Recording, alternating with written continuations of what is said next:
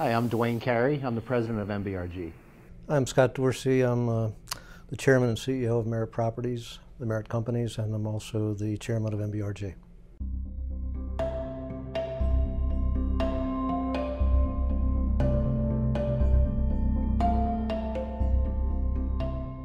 Roll call very straightforwardly takes a look at the votes, the actual votes of every representative, every delegate and senator in Maryland, and determines whether those were pro-business votes, pro-economy, pro-job growth, or job-killing votes. Look at about 10 bills per year in the Senate and about 10 in the House, give or take. And very simple scoring. It's a plus or a minus. Did you vote with the economy or did you vote against it? And then each legislator gets a percentage score that's tallied up each year. And those over 70%, all we ask is a C minus. Right. Those over 70% are considered pro-business, and those below are not. And they need some work. Well, let me tell you how I got involved. I was appointed to be a member of the Maryland Economic Development Corporation by Bob Ehrlich in 2004. And at that time, I really was not involved in political issues at all. I went to Annapolis one cold January morning and went to a fundraiser for Senator George Edwards from Western Maryland, who is a very pro-jobs senator and has been for decades.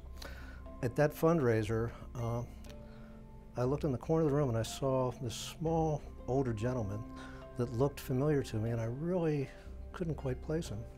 And I realized that it was Governor Marvin Mandel. So I walked over to the corner of the room and I said, "Governor Mandel, it's really good to see you, but I thought you were a Democrat and this is a Republican event." And he said to me, "Young man, my politics have not changed one iota." So I thought about it and I realized that even though he was a Democrat, back in the 80s, when he was in power and Don Schaefer, there really was an appreciation for the importance of jobs and economic growth in the state of Maryland, and that somehow it seemed that we had lost our way. I can tell you that I went back to the roll call votes from 1987. And in 1987, you really had much more of a normal distribution of scores from Democrats and Republicans. Everybody seemed to get it. I've actually got some numbers here. In 1987, the average Democratic score was 56%, and the average Republican score was 83.5%. Now by 2016, the Democratic scores had gone on average down to 33.6, while the Republican scores have moved up to 92.9%. So it shows that there's really been a dichotomy created between pro-business and other issues. The difference between the Democrats and Republicans now is 59.2%. And when you met Governor Mandel, that was at the same time that he was co-chair of MBRG with Ellen Sauerbray. Exactly right. He and Ellen Sauerbray.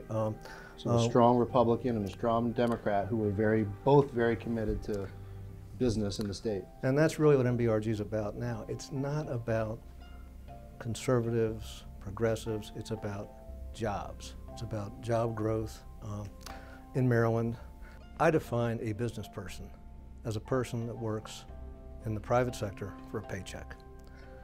It has nothing to do with management, labor. It has to do with, are you working in the private sector for a paycheck? If you are, whether you're a laborer or a CEO or a supervisor, your interests are the same.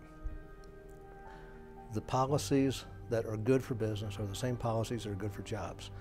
That's something that's become lost in the political discourse over the past couple decades. It's been made into an us versus them, which is about the silliest thing there could be. It's completely untrue. But it works for some people politically, I guess. Absolutely. And the role of MBRG is simply to get people to understand that opportunity comes from jobs, and there are policies that are being set forth in Annapolis that are not conducive to prosperity and to job growth. And our role is to help the electorate to understand. We really need to get everybody to understand that we can change the narrative in Maryland. Right now, Maryland's economic performance, if you will, is what there's a publication, Rich States, Poor States.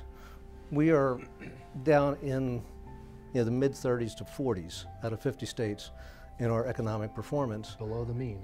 And the trend, and we're actually doing worse now than we were 4 or 5 years ago. Now we have a governor now who's very, very pro-growth. He needs to work with the General Assembly, and we need to get the message to the General Assembly that we, as the voters, the owners of the state of Maryland, if you will not settle for mediocrity.